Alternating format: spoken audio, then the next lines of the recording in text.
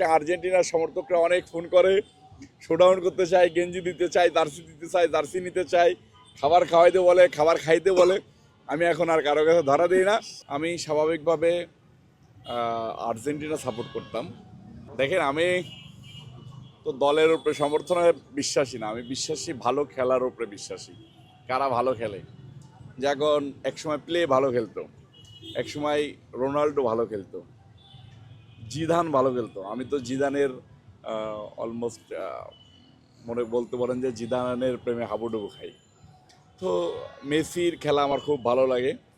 আমি স্বাভাবিকভাবে Argentina support করতাম, কিন্তু আমাদের প্রিয় নেতা জনাব তারেক রহমান সাহেব যখন ইংল্যান্ডের সাপোর্টার, আমি চিন্তা করলাম যে ইংল্যান্ডের সাপোর্টার আমি কেন হব।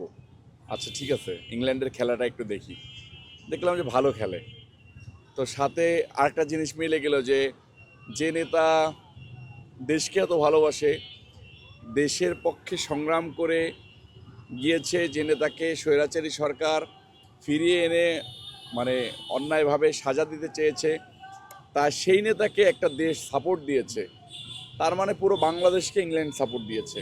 আমাদের উচিত ইংল্যান্ডকে সাপোর্ট করা। তো ভালো খেলা, নেতার প্রতি ভালোবাসা দিয়ে, যে দেশ নেতাকে ভালোবাসা দিয়েছে, সাপোর্ট দিয়েছে, সেই নেতার দিকে তাকিয়ে, ওই দেশের দিকে তাকিয়ে সব মিলায় আমি এখন ইংল্যান্ডের সাপোর্টার। আমাকে আর্জেন্টিনার সমর্থকরা অনেক ফোন করে, শোডাউন করতে চায়, গেঞ্জি দিতে চায়, জার্সি দিতে চায়, জার্সি নিতে চায়, খাবার খাওয়াইতে বলে, খাবার খাইতে বলে। আমি এখন আর কারো কাছে ধরা দিই না। আমি ইংল্যান্ডের পক্ষে আছি।